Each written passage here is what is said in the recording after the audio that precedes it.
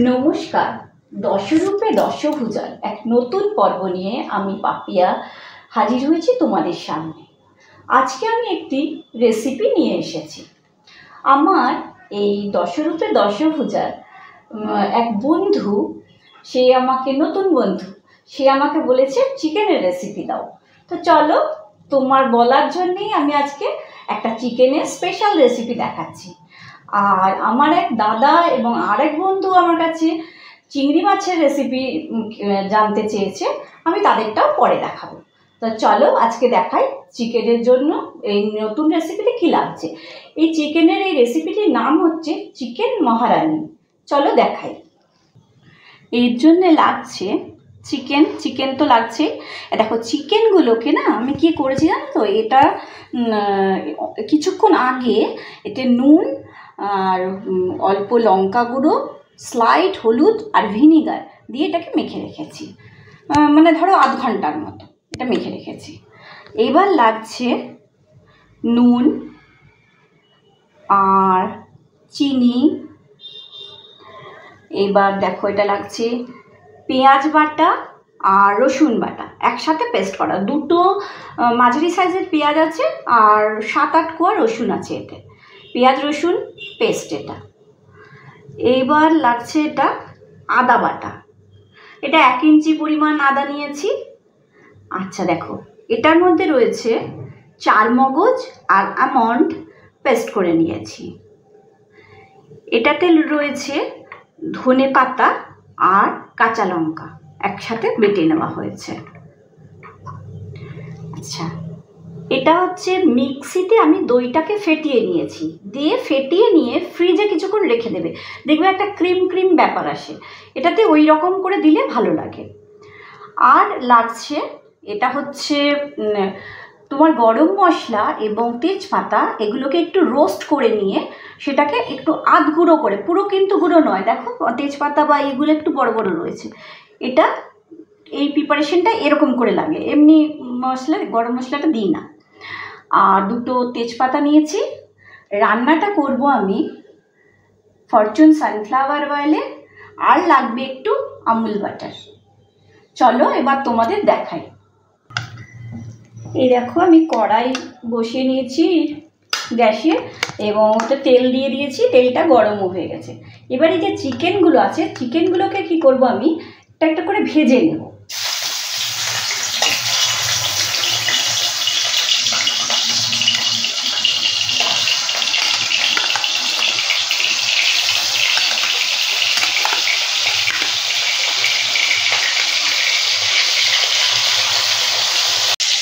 এইবার দেখো, এইগুলো মোটামুটি ভাজা হয়ে গেছে চিকেনগুলো, আমি এগুলোকে তুলে নিচ্ছি।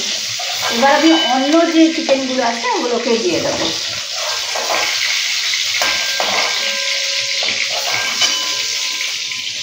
হলো, বাকিগুলোকে দিই।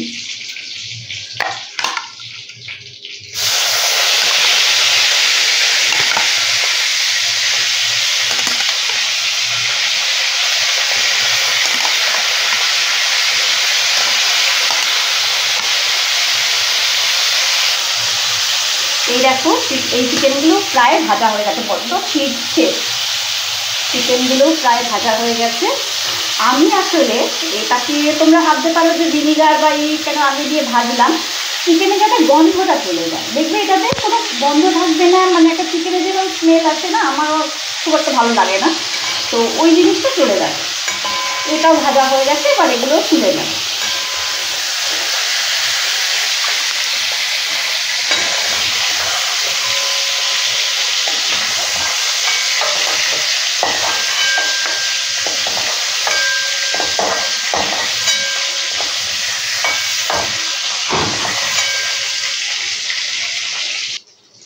দেখো, যা তেল আছে এতে মনে হচ্ছে না তেল লাগবে, তাও দেখে নিই আমি।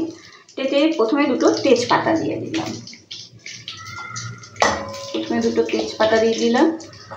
একটু হোক।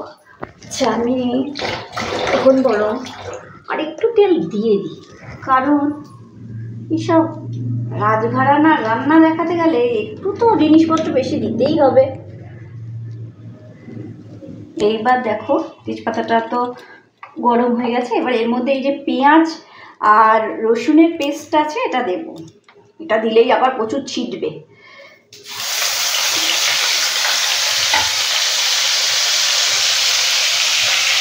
এটা দেব। আর এই যে আদাটা আছে, আদা বাটাটা, এটা দিয়ে দেবো। এটা দিয়ে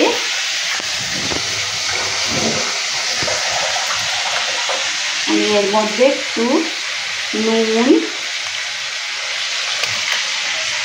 দিয়ে দিলাম। এবার এটাকে একটু কষাতে হবে ভালো করে, যাতে কাঁচা পেঁয়াজের গন্ধটা বা রসুনের গন্ধটা চলে যায়।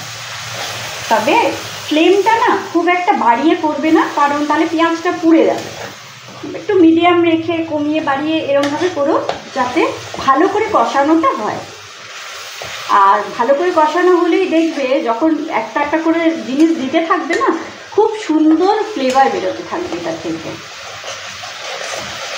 এটা আরেকটু হোক, আরেকটু হলে আমি এটাতে পরে অন্য জিনিস দেবো।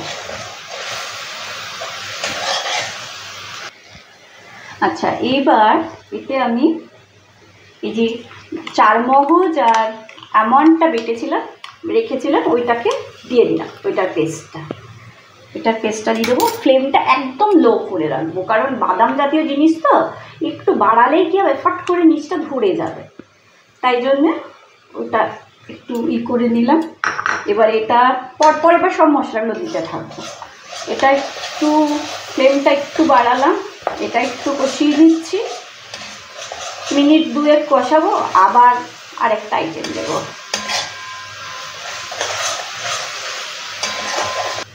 এইবার এতে এই যে ধনে পাতা আর কাঁচা লঙ্কাটা আমি বেটে রেখেছিলাম সেটা দিয়ে দিলাম এর মধ্যে।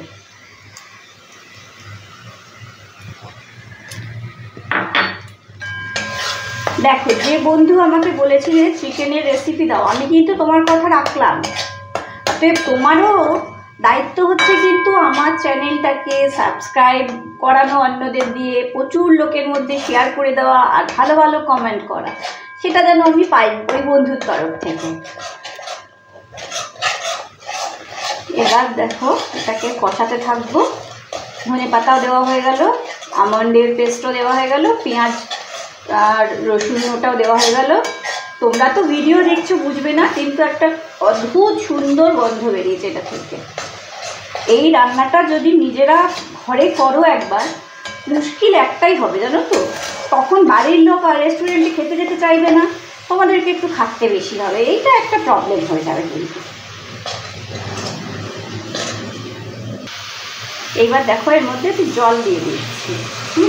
জলটা হচ্ছে কি ভেবো না যে এটা আবার কী দিল, জলটা ওই আমার ধনে পাতা যে সমস্ত ছিল মিক্সিতে অনেকটা করে লেগে যাচ্ছিলো, তো ওইটাকে ধুয়ে ওই জলটাকে দিয়ে দিল। কারণ এটা না খুব একটা বেশি ঝোল ঝোল ব্যাপারটা হয় না, একটু মানে মাখা মাখা গ্রেভি ব্যাপারটা হয়। এটা একটু ফুটে উঠবে, এরপরে আমি এতে চিকেনগুলো দেবো। এই দেখো ঝোলটা ফুটে উঠেছে, আর আমি এতে চিকেনগুলো দিয়ে দেবো। মানে চিকেনগুলো তো সেদ্ধ হতে হবে, তার জন্য চিকেনগুলো এর মধ্যে দিয়ে দেবো।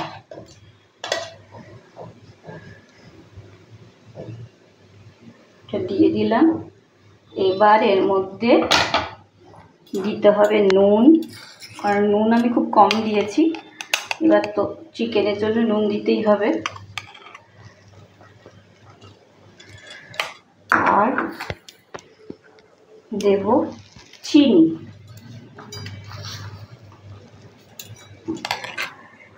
দিলাম।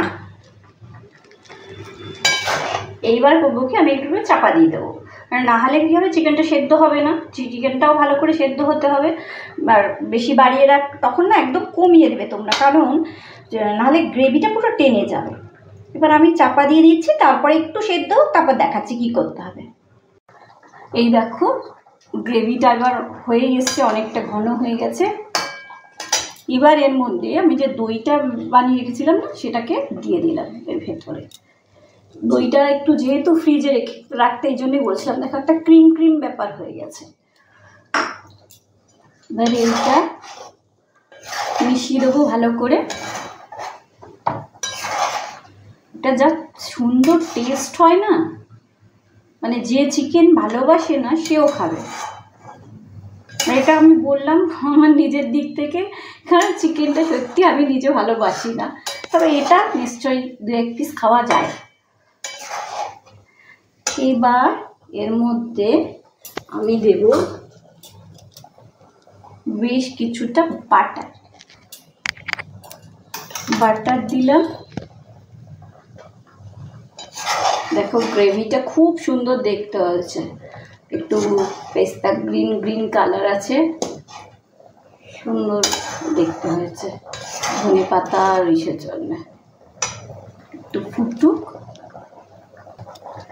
এইবার আমি এই দেখো এইটা যেটা ছিল ওই রোস্ট করা গরম মশলা যেটা বললাম সেটাকে আবার মিশিয়ে দিচ্ছি এর মধ্যে। মিশিয়ে দিয়ে ভালো করে ঘেটে নিলাম। এবার আমার রান্না কমপ্লিট, আমি গ্যাস বন্ধ করে দিলাম। এই দেখো তৈরি হয়ে গেছে আমার চিকেন মহারানি। বানিয়ে দেখো, ভীষণ ভীষণ ভীষণ ভালো খেতে হয়। তবে প্রবলেম একটাই, বানিয়ে বাড়ির লোককে খাওয়াবে, তারপরে আর রেস্টুরেন্টে গিয়ে খেতে চাইবে না, রেগুলার বায়না করবে, তখন তোমার খাটনিটা বেড়ে যাবে। তো যাই হোক, বাড়ির লোককে খুশি করতে একটু নইলে কষ্ট করলে। রেসিপিটাতে একটু জিনিসপত্র লাগে কিন্তু ভীষণ ভালো খেতে হয়। তা আজকে এই রেসিপি দেখিয়ে শেষ করছি। আর আমার যে বন্ধু আমাকে বলেছিলে চিকেনের রেসিপি দেখো শেখালাম, কিন্তু তুমি কিন্তু এবার তোমার দায়িত্ব পালন করবে অন্য বন্ধুর দিক থেকে, সেটা হচ্ছে অনেকের মধ্যে এটাকে শেয়ার করবে, আমার চ্যানেলটাকে বন্ধুদের দিয়ে সাবস্ক্রাইব করাবে অবশ্যই, আর সুন্দর সুন্দর মিষ্টি মিষ্টি কমেন্ট করবে। আজ আসি, তোমরা সবাই ভালো থেকো।